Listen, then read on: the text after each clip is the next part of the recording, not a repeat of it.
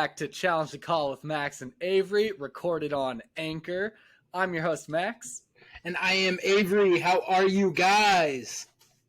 All right, guys. So we got a loaded episode for you today. There's a lot going on because we still got some football coverage to go through, and we're trying to get bigger into our basketball stuff, whether it be college or NBA. So we're going to roll right into it, give you a little Pro Bowl recap. I actually watched all of the Pro Bowl. I'm going to mess that up so many times.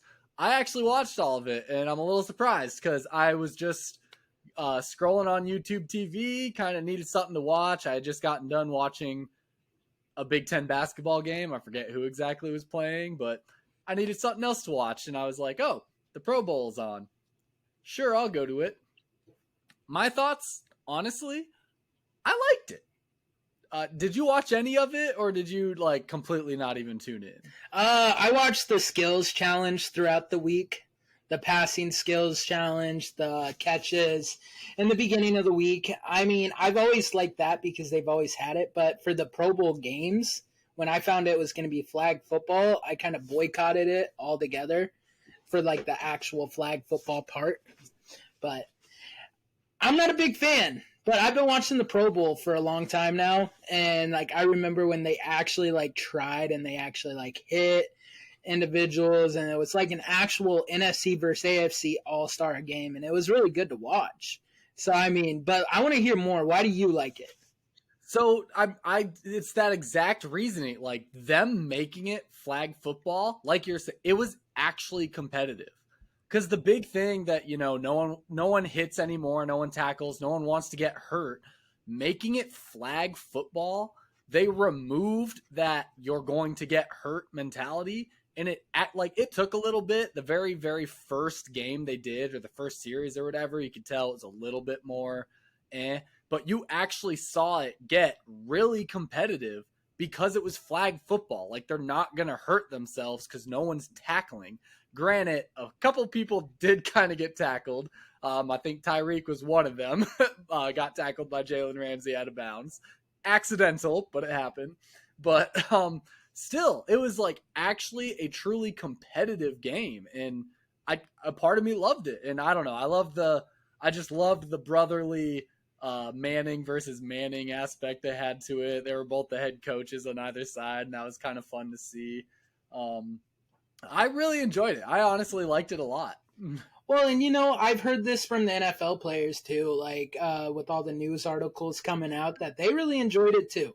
And maybe I'll come around to it in the future. I feel like I'm just kind of stuck in my ways with certain things, like the old NFL with Pro Bowl, and they actually hit, they actually played when I was growing up, 10, 12 years old. But yeah, the last couple of years, it has become very, very much of a joke.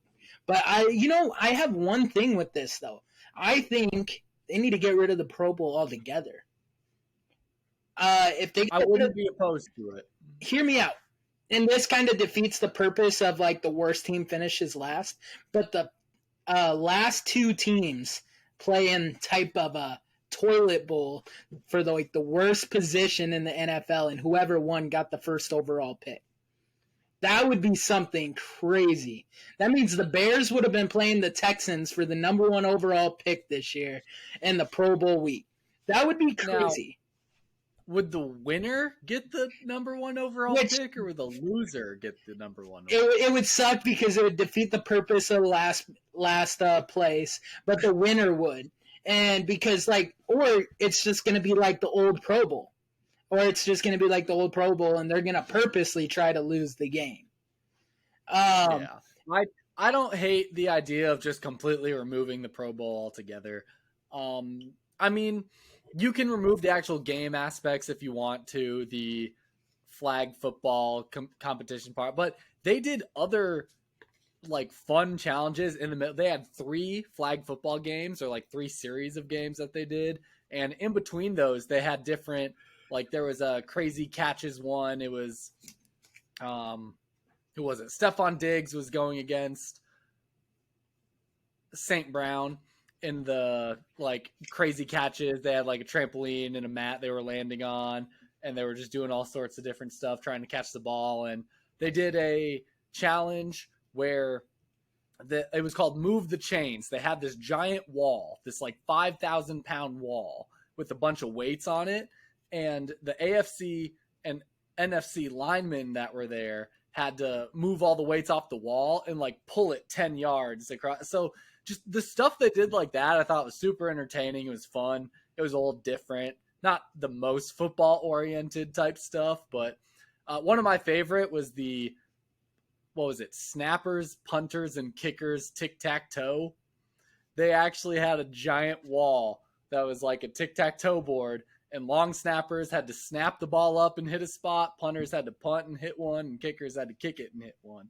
And I thought that was super fun. I thought that was a cool thing. But yeah, I wouldn't be opposed to getting rid of any of that kind of game aspect and just making it hey, here are the, honorary players, or here are like the standout players of this season, something to that nature. Yeah, and if they do that and they just get rid of the game aspect altogether and just skills challenges, because like I've noticed I did tune in throughout the week for the skills challenge, where I watch the highlights on YouTube of the skills challenge. I really enjoy watching those. Those are really cool parts of the Pro Bowl.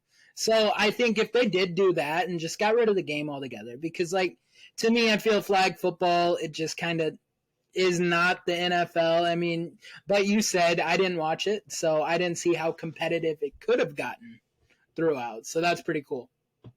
I thought it was fun. Speaking of those flag football games, the NFC and Coach Eli Manning did win it, 35-33. I thought it was pretty entertaining. Oh, and of course, though, I had to laugh my butt off the minute Trevor Lawrence, the way they did it was there was 3 series, right? Each series they went with a new quarterback on either side. So they had the 3 quarterbacks and each one played a different of the series. Trevor Lawrence played in the 3rd, I think. And on his first series threw an interception. Oh man. I was like, man, what is with Trevor Lawrence and throwing picks? He ended up redeeming himself a little bit. He threw a touchdown or 2. Like, he did fine, but just that initial interception, I was like, Trevor, stop it. So I do want to mention something though, like with the Pro Bowl, like I think as a fan, like fans should not be able to vote for the Pro Bowl. Because I feel like the Pro Bowl, I know it is for the fans, and it's to get your favorite players in the Pro Bowl. But, like, I feel like Tyler Huntley, a Pro Bowl quarterback? Are you kidding me? No. I mean, like, because you can justify anybody else. Trevor had a good year. Geno Smith had a great year. So, like, you can justify. And he did. Geno Smith did fantastic in the Pro Bowl, too. Yeah. Like, he was, like, tearing it up. Yeah, so, like, you can justify those guys, but Tyler Huntley? I mean, I heard he did good in the Pro Bowl, but, like, come on. Like, I feel like if they continue with the Pro Bowl, it needs to be voted on by the players. By the players. You know how the NFL Network brings out their top 100 players every year in the offseason? I think that's what they need to do for the Pro Bowl. Yeah, I definitely would agree with it takes it away from being a popularity contest and more meaningful. Like you said, right now, when the fans do it, it's just popularity contest. Granted, if you are good, you're typically going to be more popular. But at the same time, like, who are we to judge, Yeah. We're just some normal-ass people going about our lives. But anyway, moving on in our NFL talk. It's Super Bowl time, baby! Woo! Oh, man, I am pumped. We got the Eagles versus the Chiefs. I'm not super, super excited because I was really hoping for that 49ers-Bengals Bowl, but, I mean, shit. It's a Super Bowl. I'm going to watch the crap out of it still. Thoughts? Man, okay, Eagles, Chiefs, it's going to be a great game. There's so much dynamic and under layers of this game that, like, when I first realized, I didn't think there would be. Like, but we got, all-pro center, Jason Kelce, playing his brother, Travis Kelce. First time ever two brothers have played in the Super Bowl. It's hard enough to get two brothers against each other in the Super Bowl. It gets hard enough to make it in the NFL as like if you're a brother, like let alone being an all-pro center and an all-pro tight end on two different teams. And then to make it to the Super Bowl is insane. What do you think about this?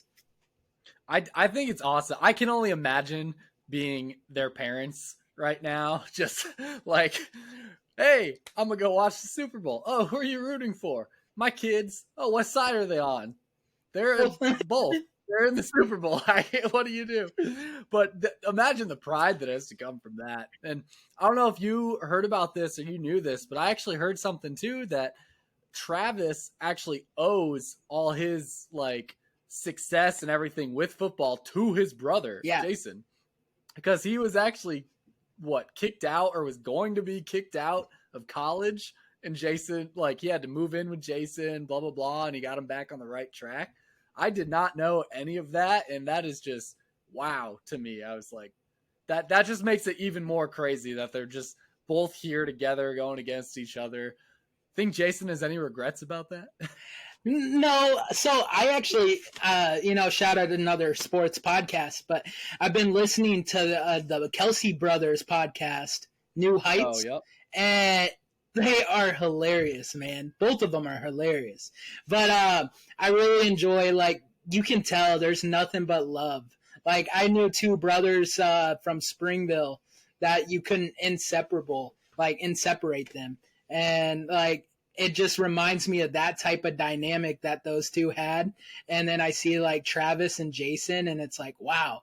Like, so, but no, man, I think this is going to be awesome. And they had their parents on their podcast, and they tried to make them choose which one would they support more. And neither parent would budge.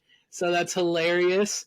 But, they know in their hearts somewhere that they're low key wanting one over the other, or at least one team over the other, whether it has to do with their sons or not. The one thing I see with this, right, is Jason Kelce doesn't get the accolades. Travis gets the accolades because Jason's a center. Offensive line, you can make it to the Pro Bowl. You can be named the All-Pro at the end of the year, yes. But are you ever in the real running for top tight end? Are you ever, or like top at your position? Are you ever really in the running for, a center's never going to win the Super Bowl MVP. Exactly. Yeah, actually, they have Jason Kelce as Super Bowl MVP odds at like plus 100,000 right now. I might or might not have put a $10 bet, and I could be a billionaire if they, Honestly, that's an amazing bet. You put $1 on that, just in the hopes that the NFL does some kind of like, hey, 2 MVPs, Kelce and Kelce, or something. Like you pray for some shit like that, and you put $1 on that. I mean, money. It's $1. Are you gonna miss it? You gotta take your share, dude. But yeah, no. So honestly, Jason, man, like you gotta have Jason win this game because then he can be like, hey, little bro, I got 2 Super Bowl rings. You got 1. That's the best part too. Defining moment. Like both of them are at 1 Super Bowl. They're both at 1-1. Whoever wins this, they go up. The hard part with, like you're saying, like, oh, there's no way a center will win an MVP and blah, blah, blah, and all this. And it's so true. But at the same time, like, Travis has a lot more control over how the game is going to go than Jason does. I have to pause every time I'm going to say their name because I'm so used to just saying Kelce. I'm so used to referring to people by last names, and I can't just be like, yeah, Kelce and Kelce. But because Travis catches the ball, he scores touchdown, like, and he blocks. Like, he's a part of the run game and the blocking. He's a part of, like, actually catching like, there's a lot that he can do himself personally if targeted by Mahomes. Whereas Jason he can block his ass off, but at the end of the day, does that change too much? It's a huge aspect, but at the same time, it's like the receivers are other people, the quarterback's another guy, and I feel like you just have less control as a center of like being a true it factor in a game. Yeah, and unfortunately, that's true with pretty much all offensive linemen. And oh, for sure. Yeah. More other offensive linemen more so than a center. Yeah, because a center at least like snaps, touch the ball every play, but for like 2 seconds. But yeah, no, like what you were saying, like it's hard to get that recognition. That's why I would love to see Jason. Actually, I do have to pause too. It's kind of weird. I'm just used to saying Travis, like because Travis is more well known. Like if you're a diehard football fan, you know who Jason Kelce is. You know who Jason Kelce is, top center in the league. But like at the same time, man, like you got to give the accolades. Like you got to have at least one thing to up your little brother, and that this could be your defining moment right here. Hey, I got 2 Super Bowl rings. That would be amazing. That would be awesome. Moving on to another bit of a rivalry within this game. This is the first Super Bowl not only to have brothers going against each other, but to have 2 African American quarterbacks going against each other. Speak on that a little bit. Yeah, no, I think there's only been 10 African Americans at starting quarterbacks to make the Super Bowl in the history of the NFL. So this is like defining moment right here. This is awesome. And I think this is going to be this is what you're going to see in the future. This stat should not be so uncommon. I feel like that's where it's kind of weird that this stat is still uncommon in today's society. I think the quarterback position has changed a lot, and you see a lot of different perspectives throughout. So I'm really excited about this. I think it definitely does become more and more common because, I mean, just look at the starting quarterbacks in the league and the relative percentage of them that are Caucasian versus African American. I mean, that in itself is changing, and that in itself is a huge factor. If it becomes, half and half, if you have 18 teams, I don't know if I did that math right, but if you have 16 teams, and it's half and half down the middle, the chances are a lot greater. And so I think the way things are moving, we are seeing just a lot more in a starting QB role in the NFL in general. So yeah, that's going to lead to a lot more Super Bowls. For sure. And speaking of a coach that has led 2 African Americans to the Super Bowl, Andy Reid. Andy Reid, back in 2005, Donovan McNabb was the starting quarterback for the Eagles. And Andy Reid, at this point, you got to start saying that he goes down as one of the best coaches of all time. It was hard for a while there because he was also labeled can never win the big one. He's 1-1 in Super Bowls right now. But here's just a little background of Andy Reid. With the Eagles, Andy Reid went to 5 NFC championship games and 1 Super Bowl, Super Bowl 39 with Donovan McNabb, and he lost to Tom Brady. 24-14 in 2005. And with the Chiefs, he's went to 3 AFC championship games and 2 Super Bowl appearances and beat the 49ers and Jimmy Garoppolo in 2020, right before the world shut down because of COVID. And then lost to Tom Brady once again in the Tampa Bay Buccaneers. And so this is a defining moment for Andy Reid. What do you think about this? Andy Reid, do you think he goes down as one of the best coaches ever? I think he's definitely one of the best coaches ever. I mean, especially just, I don't know, some of the super historic old coaches and everything, but just in this modern era of football, the Bill Belichick and Andy Reid, those are the 2 biggest names that you could possibly utter. Bill Belichick, Andy Reid, they are just the absolute alphas of coaching the NFL right now. And I think it's one of those things, how we were talking, when you have 2 teams that are fairly comparable going head to head and what's the difference maker? it's the coach. It's those coaching decisions. It's how the team is brought up throughout the season. It's just the little things that the head coach controls. And I think that's why they see so much success, the Patriots and the Chiefs. It's the head coach. That head coach just instills success in those teams. I agree 1,000%. And you just see where like these franchises were like when Andy Reid was there, even dating back to 2010, 2011 when Andy Reid was the coach of the Eagles. Like they were always in the playoffs. And then when they fired Andy Reid because he had one down year, and they're like, okay, Andy's like, I'll take my talents. He was unemployed for 2 days. That's how you know you're like a distinguished like head coach, when you were unemployed for 2 days and the Kansas City Chiefs came calling and said, do you want to be our head coach? And he took him up on it. And he's been in Kansas City for 8 years now. And it's insane of what he's done. And at that level of coaching, like when you're coaching in the NFL, when you've reached that level, when you're there, coaches move around like players in a transfer portal. Like when you get fired, you're not getting fired from coaching. You're moving to another team. That's just I've seen it more and more now that I am a football coach and stuff, and like followed some different like Football Scoop always gives you updates of like job postings, who gets what job. It'll mention NFL positions. And the coaches in the office always talk about, as a NFL assistant coach, even, you just cycle through teams. Like you don't ever, if you lose a job, you don't really care. You know you're getting another one, just like that. For sure.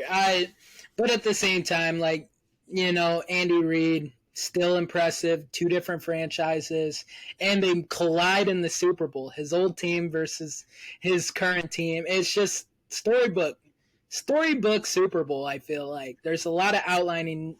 This Super Bowl is definitely making a lot of history. But let's get into that Super Bowl. What do you think is going to be the outcome of this game? What are you going to be looking for? Like final score prediction, or what are you thinking? All of it. Just give me all your generalities.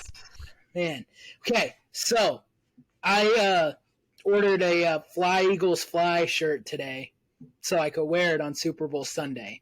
So if they do win, that's probably what I'll be rocking next podcast. So that kind of gives away who I want to win, but to believe it or not, and who I put my money on, is I put my money on Patrick Mahomes and the Kansas City Chiefs. I think they have the better team all around. I think they have a better offense, better coaching. Don't get me wrong, Nick Sirianni, since he's taken over in Philadelphia, he's been a hell of a coach. I think he's done a great job with that team. But I think Kansas City's been there before. It's like the experience versus the inexperience. And I think Jalen Hurts is becoming a hell of a quarterback. But you got Patrick Mahomes. And it's that Brady Mahomes factor. When are we going to stop calling it the Brady factor? And after this Super Bowl, if Mahomes win, is it the Mahomes factor now? We've already seen Mahomes do some absolutely crazy things. We saw him pull off that game against the Bengals even for the championship. So I think Mahomes is just, especially if you're speaking from a very, very current standpoint, if you're looking hyper specifically at like even just the past 2 seasons, it's the Mahomes factor now. That's what it is. Did you bet that money line or did you bet that cover? I bet that money line. I put $20 on KC, which nothing really, it's just dumb money. But $20, and I think they were. Right. And the reason I picked KC is because they were actually underdogs. They have them as underdogs right now, by the way. Yeah, Kansas City is underdogs by 1.5 points. So that's bulletin board material for Kansas City right now. Andy Reid's one of those coaches that he's not a rah-rah guy, but he lets his players know what everybody in the media is saying. And we noticed that last week. He was the one that brought in And like right before film study against Cincinnati, there's a story that came out. Andy Reid accidentally played Cincinnati's divisional win and their divisional win against the Bills. And when a reporter was asking, "Are you guys ready to go to Arrowhead?" and then when Tre'Davious White said, "Oh, you mean Burrowhead?" Andy Reid played that right before in film study, but he didn't say anything about it. He just said, "Oh, my bad, guys." And you know that just the silent, like, hey, look what they're saying right now. Just a little bit of, I don't have to say anything. I'm just gonna show you guys what's going on. Yeah. I like it. And so, like, I think he's doing that right now. I really do. I think he's got bulletin board material right now from Philadelphia, and Andy Reid's. Those boys are going to be ready to play. They're going to be ready to play. I'm super torn. I don't even know who I want to win exactly. I've got friends who are Chiefs fans. I've got friends who are Eagles fans. I don't particularly love either of them. I'm torn. I'm super torn right now. I don't really know who I want to win. I think I lean Chiefs a little bit. I think I do. I have to take it with Patrick Mahomes. Travis Kelce is one of my favorite tight ends. Love the guy. Something pulls me a little bit toward the Chiefs. Maybe it's because I'm a tight ends coach and he's the greatest tight end in the league, and I just want to see that success. I have no idea. I have a weird affinity to good tight ends, and Travis Kelce is the best of the best. So part of me kind of wants the Chiefs. That being said, I don't know. As far as who's going to win, the Eagles do look really hot. They had a super good season, and they got a lot of weapons, especially with Jalen Hurts being a three-dimensional kind of guy. That's insane. So who do I expect to win?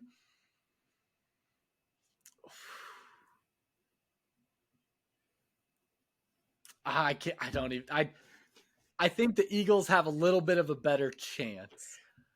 I won't say I fully expect them to win, but I think they have a little bit of a better chance. So you think the Eagles have a slight chance, but you want the Chiefs to win? I'm rooting for the Chiefs a little bit. So I'm flipped rules. I think the Chiefs have a better chance to win, but I'm pulling for the Eagles. So this is going to be an interesting dynamic to see where this goes. But I really like you said, Jalen Hurts, the three-dimensional guy. The reason that I've been pulling for Jalen is just his step, man. Like his progression from year 1 to year 2 to now year 3, and to see how far he's grown and he's matured as a passer and just as a quarterback in general. Like, it's been incredible. And so, like, I really do. Like, and, you know, I got a cheer for a former Bear and Robert Quinn. If the Eagles win, he's getting a Super Bowl ring. So good for Robert Quinn. You know, he was with Chicago for a long time. So, yeah. So the results are in, and the Eagles are going to win 37-34, apparently, according to this leaked NFL script. I know I sent you that. What are your thoughts on this thing? There's an actual supposed script of all the results of like the NFL. We're talking the attendance at the game, the time of the game, what the score is going to be, all that. Like the whole breakdown is right here. What do you think of this? Whatever. Someone's really good at editing. That's what I think. Someone's really good at editing. But at the same time, I don't want to shoot it down. I mean, what if it's true? Like, what if somehow like this got leaked? I mean, I feel that same way. And so here's the quarter breakdown. The Chiefs are going to be up 10-0 at the end of the first quarter. And then they're going to be up 24-13 at the end of the half. If that first quarter ends and the Chiefs are up 10-0, I'm putting all the money in the world on the fucking. I don't even care. It's illegal. I'm a coach, so I can't bet. I don't even care. I'm putting as much money as possible on the Eagles to win this. If those 2 quarters especially match up with this shit. And so that leaked NFL script now, it's too mainstream. So what's going to happen, they're going to match up with it. You're going to put all your money in, and then Vegas is going to win because the final score is going to be Chiefs 37, Eagles 34. That's true. They probably did some editing after it leaked, huh? So they had to rewrite the script. Speaking of that, the big joke in the NFL right now, the NFL's rigged. Arian Foster said so. I mean, it was a big joke, but I love how NFL players are going along with this, especially during like Super Bowl interviews this week. And they're like, man, if I would have known this, I would have never accepted that script and like tear my ACL. And so also, I wanted to shout out one more player for this Super Bowl, Ndamukong Suh.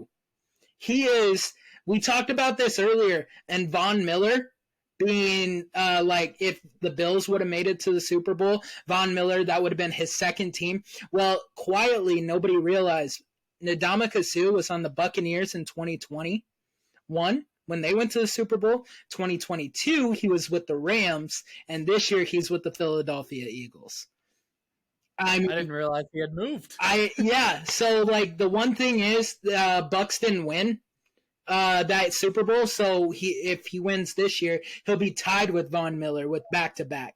But he's been on 3 Super Bowl teams in 3 years after a lifetime of tragedy in Detroit. Are the Bears considering picking him up the end of this year? No, 2 years from now. 2 years.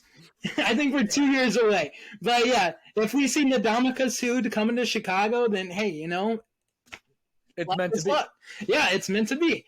But speaking of former Bears coach, nobody really likes this, but Matt Nagy, it could be a Super Bowl winning coach. How do you feel about that? He's not a Super Bowl winning coach. Well, if the Chiefs win this week, he's a Super Bowl winning coach. No, he's not. Andy Reid is a Super Bowl winning coach. He's on the Super Bowl. Matt Nagy is not the head coach. He's the quarterback coach of Patrick Mahomes, which is literally the easiest job in the world. But yeah, congratulations. If we made it to the Division III whatever championship, if we I'd have a ring and whatever, but I'm not the head coach. I don't matter. I coach tight ends. My job most of the time is to tell them whether to go with the linemen or the receivers. I'm sorry. And Matt Nagy is not a Super Bowl winning coach. The fact that they're in the Super Bowl has absolutely nothing to do with him. He gets no credit for it. Patrick Mahomes was what he was way before Nagy ever showed up. I don't care. I give Nagy no credit for this. I don't respect him as a Super Bowl winning coach. Well, speaking of the Bears brass now, Ryan Poles, that we all know, he helped build this Kansas City dynasty, and he's our GM now. And Ian Cunningham, our assistant GM, helped build the dynasty in Philadelphia. So it better be bright in Chicago. Because we have the 2 guys that literally, what do you want to say, built the Super Bowl this year. Literally. The 2 guys that built this Super Bowl are in Chicago together. I see good things. I swear to God, I hope so. That's a lot of pressure, but I noticed that because I saw Ian Cunningham getting interviewed. And I was like, that's our assistant GM. Why is he getting interviewed about this Super Bowl? Well, he's the one that pushed to draft Jalen Hurts. And I was like, oh. And then, he left last year. He built this team in Philly. This is crazy. And so hopefully Chicago has some high hopes for the future. But had to give that shout out. For sure. I hope it's a good Super Bowl. I don't 100% know where I'm going to be watching it yet. I know the coaches are having a party that they'll be watching it at. I don't know if I'll go there or if I'll go to my uncle's house. My uncle's a big Chiefs fan, so I'm sure a lot of my family is going to be down there. So I don't know. We'll see what my plans are. What are you planning on doing? So we're having a little party at our house. So if you want to make the 4-hour drive, hey man. You sold me. I'm in. Okay. Why go down the street or 10 minutes into town when I could go 4 hours to Omaha? Hey, so my buddy Phil's coming over. Shout out Phil, guest host, big Cowboy fan. And my wife's family's coming over, and we got a couple other friends that are coming over. So, and you've seen how tiny my house is, so it's gonna be interesting. But yeah, that's what we're doing. It's gonna be a fun night. I'm making my homemade wings. So took the day off of work, and thank God, did not want to work all day Sunday. But yeah, it's gonna be a good time. All right, so hopefully you guys enjoy the Super Bowl. Mission for this episode, comment below who you think's winning. Do you think the NFL is rigged? Is that script real? I want all your Super Bowl thoughts. Whatever Super Bowl thoughts you have, who's winning, what you're doing for the Super Bowl, what commercial are you most excited to see? I don't care. Get down there, post in this video below. But moving on, we're going to get into the college world of things a little bit. Still on the football track. First thing we'll talk about is our Iowa Hawkeyes. Our beloved, hated offensive coordinator, Brian Ferentz, has a new contract. You want to give some of the details of this contract, Avery? I got to remember what it. So it's what he gets like $850,000. Yeah, and then there's different bonuses on top for. Look them up. Look up what the things are. 25. I remember it's 25 points a game, and it's like ridiculous for that. But let me pull up the actual info on that. For sure. So Brian Ferentz has a new contract that has actual performance incentives. This is Iowa's way of kind of combating the whole fire Ferentz movement. He has actual performance incentives now that he can make up to $3 million or something, I think, if he hits all these targets that are laid out in his contract, such as having an average of 25 points per game. And I don't even remember what else. I think he has to make a bowl or something. But yeah, I somewhat like the idea of it. I somewhat kind of like the idea of, hey, yeah, let's put him to the test. Let's actually hold him accountable. Maybe he'll be better. But at the same time, part of me is like, when a coach isn't succeeding the way they should, in this world, in the Power 5 world, you don't try to coax them to do better. You find someone who's going to be better. So yeah, in that aspect, I'm kind of like, So I have his details here. So University of Iowa amended his contract. So he was getting $950K per year, by the way, before this year. Now his amendment will be $850,000, and his objectives, he has to average 25 points per game on the offensive side of the ball. So that's good because your defense. That was a big question I had, was, do defensive points count? Because, and a minimum of 7 games, including regular season and possible bowl games. If these objectives are met, the contract will return to the prior 2-year rolling agreement at $950,000. So this is his get your shit together year, or you're gone. That's the way I read this. This is get your shit together now, or you are gone, and I don't care if your dad's the head coach. Just to throw some numbers at you, our points per game this year, I looked them up, it was about 17. And that was with defense scoring majority. And yeah, and that was my first thing. When I saw that, I was kind of like, oh, 17, like 25, yeah, it's a decent. And then I remembered, I'm like, wait a minute, how many touchdowns did our defense score throughout this season? Like 5. Well, and Brian's been our OC since about 2018, and we weren't terrible a couple years back. I think a lot has to do with Spencer Petras. at the QB position, and with Petrus not being at that QB position now, I think that's going to help us out, significantly.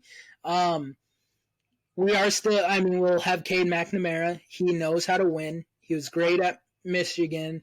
We'll have his tight end too. Yeah, we'll have Ali. I think his last name's Ali. Ali. Yeah, Muhammad, not Muhammad, but Ali. But yeah, I know his last name's Ali. But yeah, so I'm really excited about this. We also got a transfer from Virginia on the defensive side of the ball, by the way. Saw that today. 4-star athlete. So that's awesome. Yeah, I'm excited. That helps replace Jacobs and Campbell that are both moving. We're just losing so many pieces it's crazy. Like, yeah, it's going to be tough. Is it bad that I want Iowa to have the worst year ever this year? Maybe a little bit. Just so we can finally get rid of Brian. So that's the thing, though. With this amendment, we don't necessarily need to have the worst year ever to get rid of Brian. Right. Well, I don't want the worst year ever, but I just want a similar year to this year. Like, I don't care if we finish 8-4, and it's painful to watch a lot of the Iowa games, and we get pissed off every week, and we voice our concerns on this podcast. We need to have a season exactly like we just had, where 25 points per game offensively. Okay, we need to average like 10 points a game offensively, and have the defense average like 14 or something. Yeah, and still be winning games. Like, to me, that will signify, hey, Brian Ferentz, goodbye. Hey, Iowa, you can still go to a bowl. True. No, I agree. But the other thing that I hate with that is I really like Cade McNamara, and I want him to be really successful. So I don't want him to, come in and suck. I would be really heartbroken.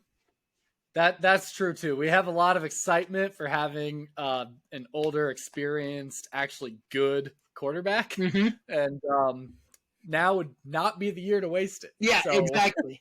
We need our defense to fire on all cylinders, and Cade to bring in a level of consistency on our offense. But also, to some degree, I don't know if it's just how good Ferentz is or not, or if it's a matter of trying. But to some level, this will at least make him try harder, right? Like, he'll at least want to do better. I mean, at the same time, this amendment takes away $100,000, which sounds like a lot, but when the total number is $950,000, you're not. I'm sorry, but I'm not missing $100K. No, not at all. And I think that's the big thing with it. But like you mentioned, we are missing a lot of pieces, and two of those pieces were in prime position in the Senior Bowl. You want to speak on this? Yeah, so the Senior Bowl, I didn't watch it, actually. Avery did. But the national team versus the American team, we had Riley Moss and Kayvon Merriweather playing on the national team, so that was a super big honor. Max Duggan was on the American team. No, they did not go against each other, sadly. But national team ended up winning it 27-10. I know that they don't play the entire game, but still, Riley Moss, Kayvon Merriweather, other team only scored 10 on him. Not even directly on them. I don't know what the other team scored on them personally. Hopefully 0, but yeah. So when you were watching the Pro Bowl, this was on at the same time as the Pro Bowl. So I was watching the Senior Bowl. So I'm glad we both got 1-1. Because I like to see these guys in this type of game, because a lot of these guys are getting drafted this year. I want to know when I hear, oh, the Bears could get this guy, the Bears could get this guy. I want to know what they look like and what they play. I'll go into highlights. I'm that type of guy. I think I'd be a great scout because I love doing that type of stuff. Better than coaching. But yeah. Want to recruit for me? I would love it. Riley Moss had a really great play in this game. He's stuck with, what's his name? from USC. Jordan Addison. Oh, He's supposed to be a top wide receiver, first round, and neck and neck down the field on a streak, and Riley Moss deflected the ball, swatted it out of bounds.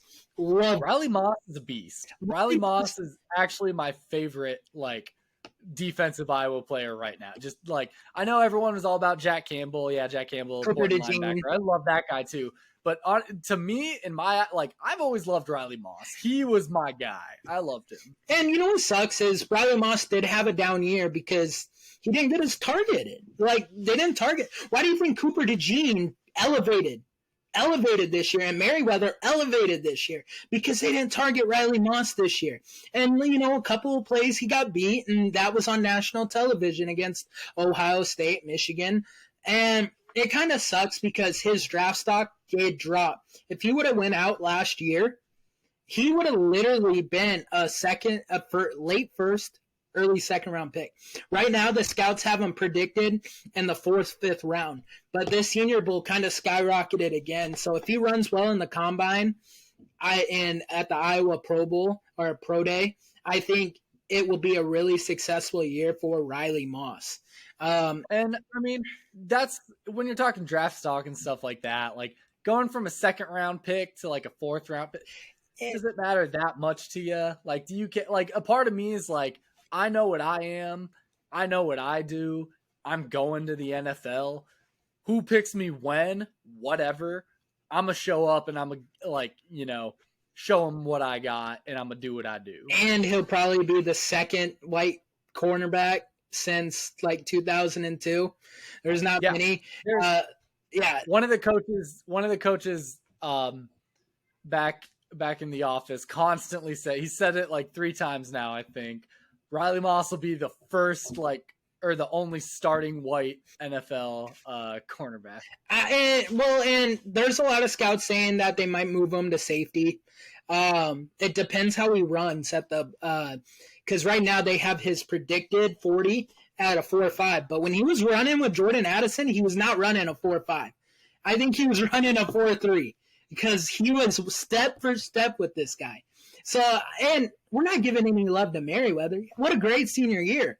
Merriweather won us the he won us one of the games with that game-sealing pick 6. I don't remember what it was. But Merriweather – oh, yeah, no, Wisconsin. But, yeah, Merriweather was amazing this year, and I am very excited. Like, he only played maybe 2-3 drives. But the cool thing is Luke Getsy, our OC, was the head coach for the American team, and Max Duggan, they got smoked, which is not a great sign. But it's also, you got players exchanging in and out. It's really hard to build like that continuity with it during the Senior Bowl. It's just be like, okay, get out there and show what you got for 15, 20 plays. And you got to think too, like a big credit to TCU's success and all of that was just the team chemistry. Like, Duggan knew his receivers, he knew where they're going to go. He knew all. It's hard when you're playing with a bunch of guys that you have never played with before.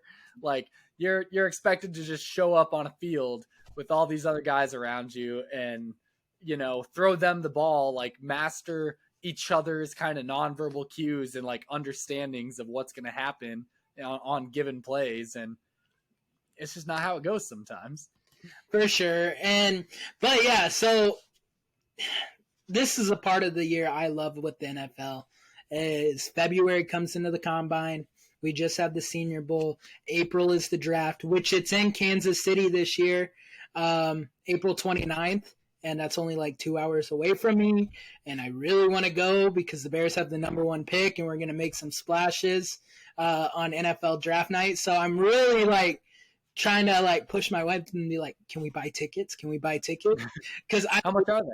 I don't know. Like, I can't find like an actual price. I think it's kind of like they haven't released the prices yet, but you'll be the first to know when I find them because, oh man, I want to go so bad. Well, we'll keep an eye out for that, and we'll let you guys know. Maybe we'll see you there, or Avery will see you there. Yeah. I doubt I'll go, but anyway, we'll move on from football here now. We'll get into our basketball update, starting with college. Illinois, Iowa. This was awesome. Won 81-79. Kind of a close win, but a win nonetheless, and against Illinois, who's a pretty good notable team. I mean, they were 16-6. That's a better record than us. They officially moved us up to the third in the Big Ten. Yeah, second, third. Yep. So we were officially third in the Big Ten with that win. Avery, you want to tell them the story about what happened prior to this game? Boys and Girls Club? Oh my gosh. Yes. Oh my God. It felt like so long ago.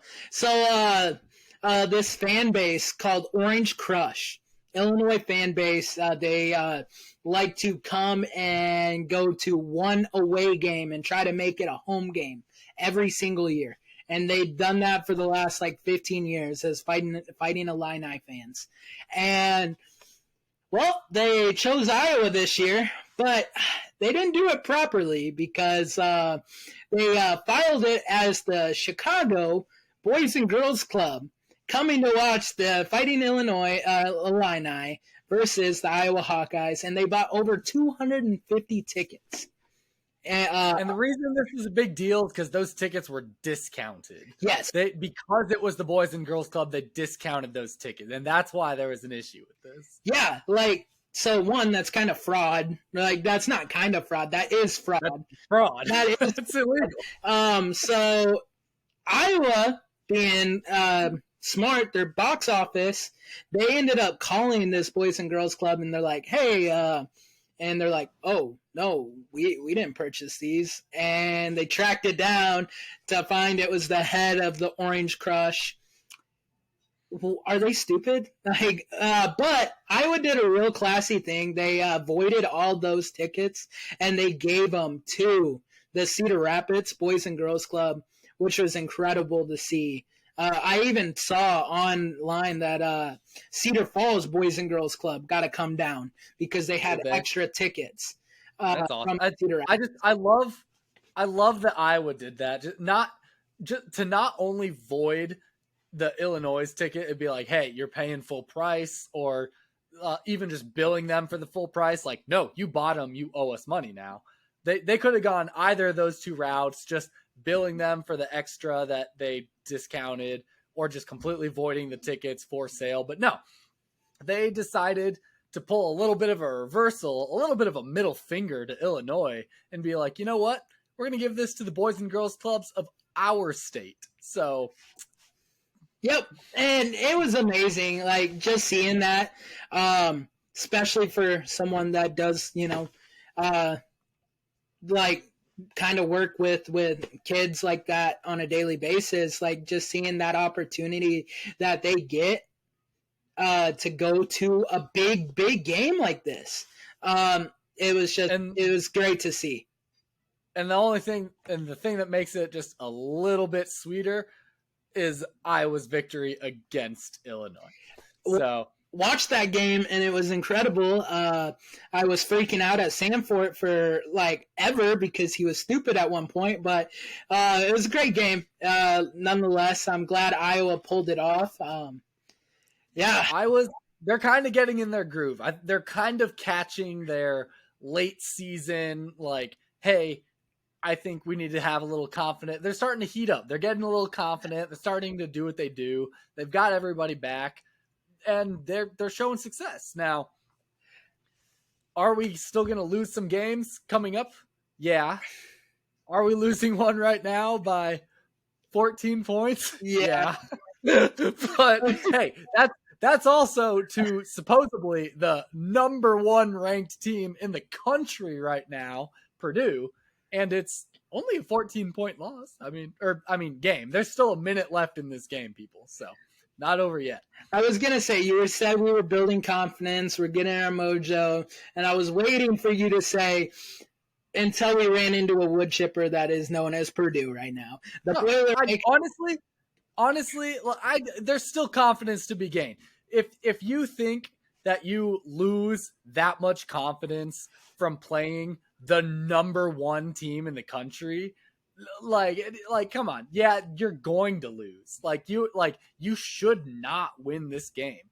If you can just hang close, if you can just be in there, that's great. I mean, last year, excuse me, last year we lost to Purdue twice in the regular season.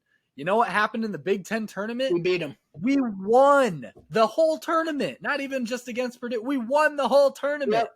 So, number one team, a loss, 14. It's fine.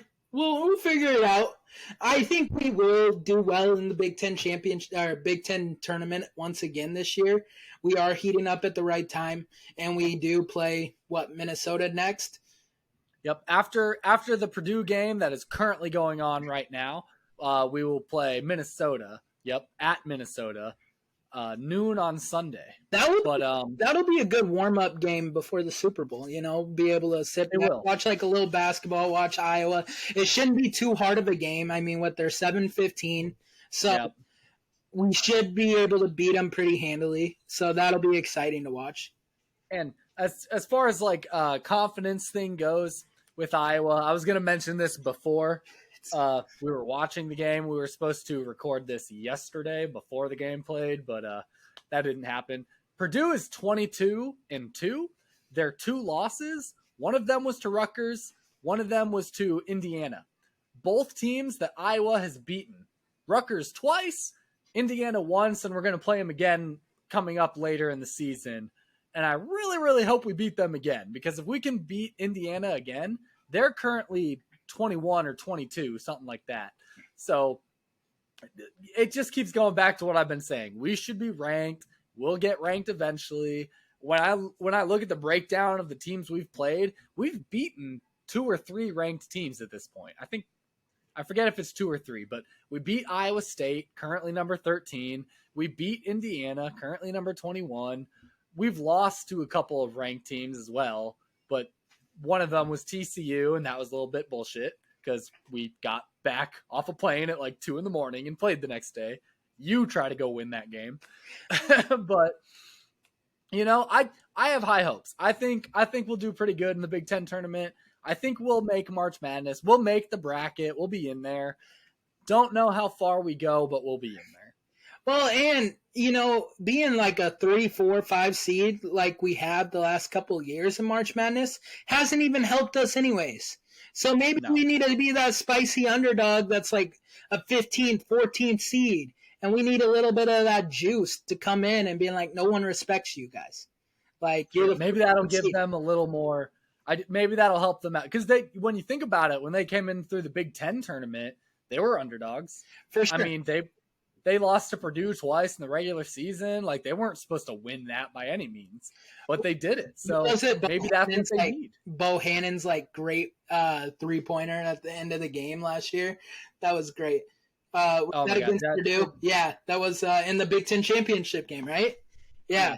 I don't even remember. So much of the last season is a blur. There were so many just huge moments. I remember watching just overtimes after overtime. There were so many games that were neck and neck, just right there.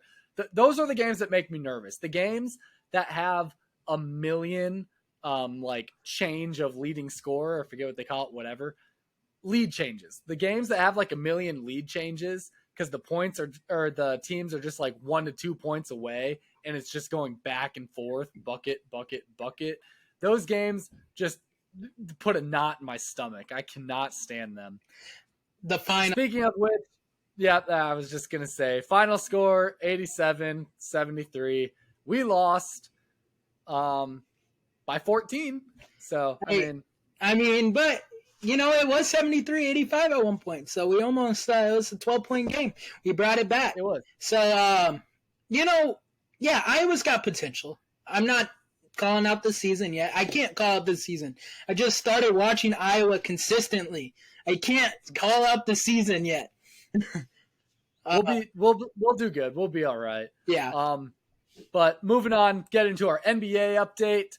I haven't actually watched any Kings games still, but they are 30-23 now. lost a couple, won one of them. Go Keegan Murray. Didn't you show me some stat of his he's doing? Oh, he tied like a rookie record. Yeah, you might be able to pull it up. My phone just died. Keegan Murray, I think it was like he went off for 30 points last night, and like I think he had a triple-double, and it tied like a rookie record for the Kings. So that's awesome to see. He hit his 130th three-pointer of the season, which broke the record for most three-pointers in a season by a rookie in the Kings franchise. Hey, and that's pretty impressive. Like, Keegan Murray's been taking the league by storm, at least at like a rookie aspect level. And that's just awesome to see. I mean, hopefully I love it. Just being from Iowa and stuff, and I'm not even like a lot of the times we talk about our Iowa guys, you know, like Kittle and Hawkinson and all of that, and they played at Iowa, but they're not necessarily Iowa guys. The Murray brothers are from Iowa. They are like born and raised like Iowa guys. For sure. So like that just makes it even more special. Like from Iowa, played for the Hawkeyes, were phenomenal with the Hawkeyes, and now Keegan out there absolutely killing it in the NBA. I love it so much. I think it's something to see. I'm excited to actually start watching. I'm probably going to start watching more around playoffs. Once playoff stuff starts happening, I'll start paying attention. But until then, they just play too many games. I can't keep up and follow with this. Yeah.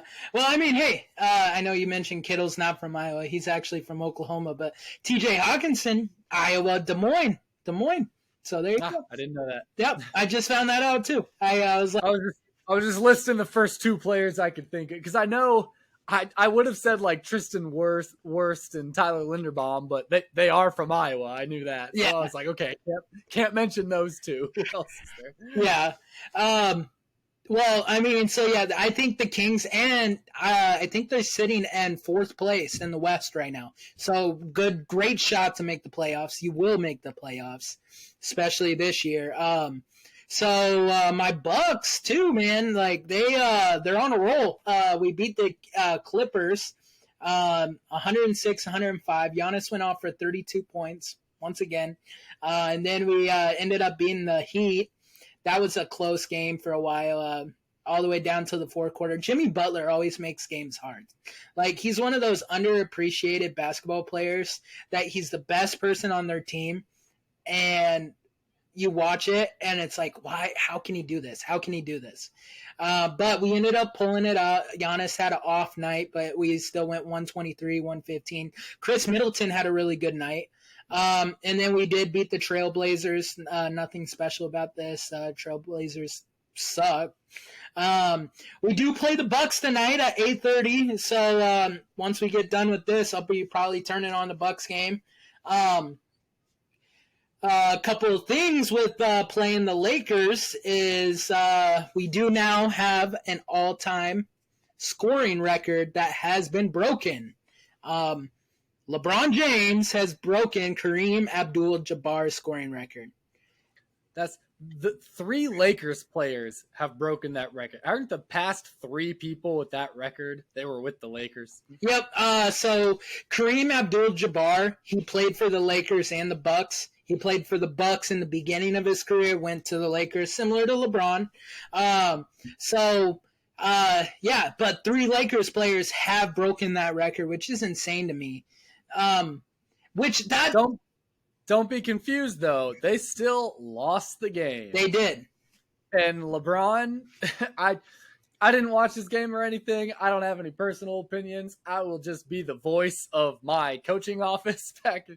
But LeBron did everything he could up until the third quarter when he hit his record, and then stopped doing everything he could to actually win the game. It was a very selfish move by LeBron.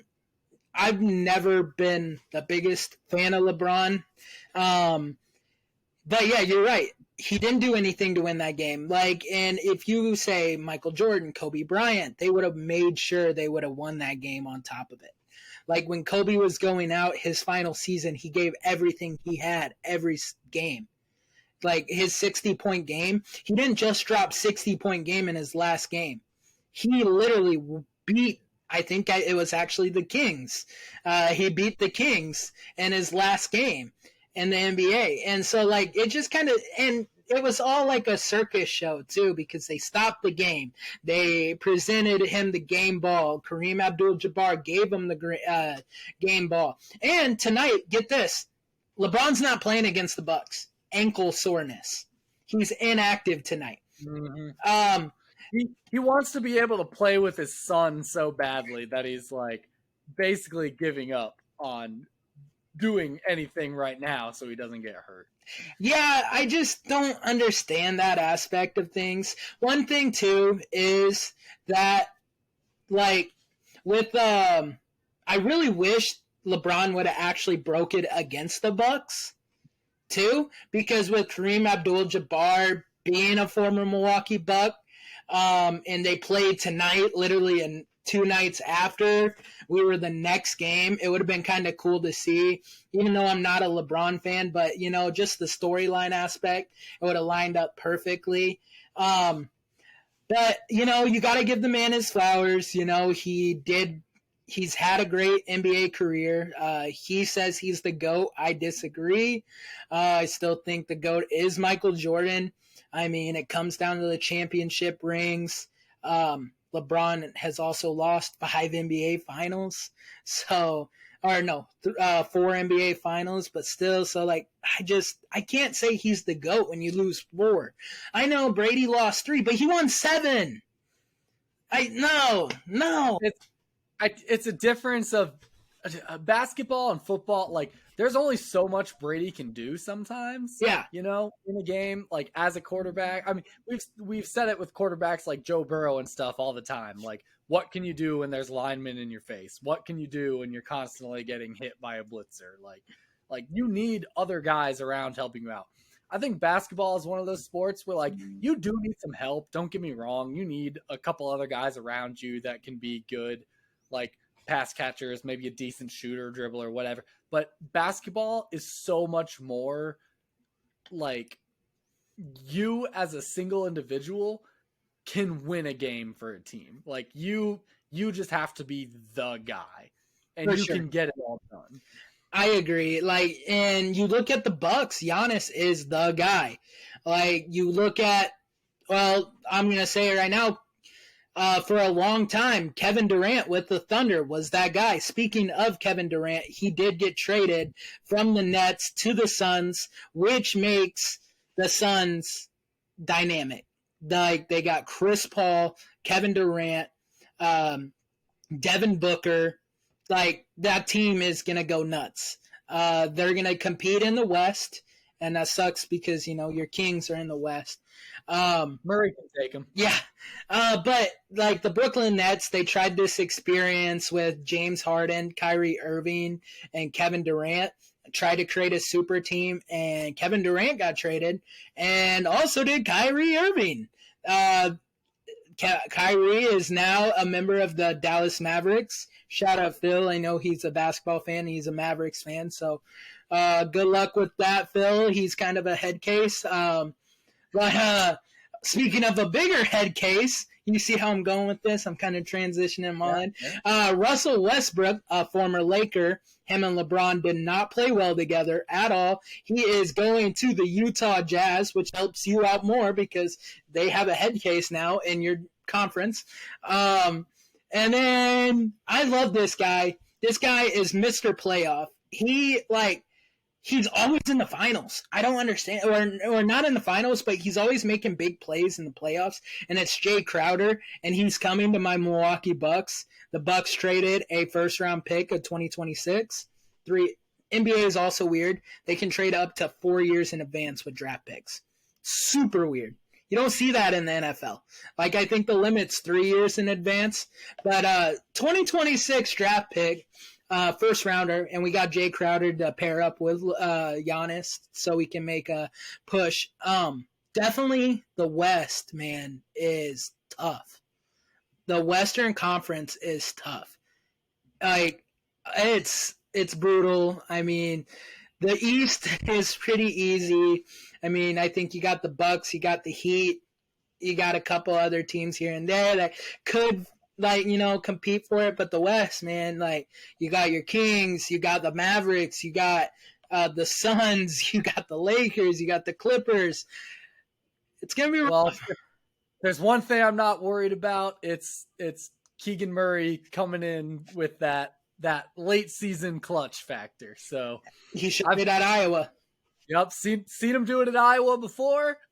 Hoping to watch him do it with the Kings now. But with that is all the time we have for you guys today.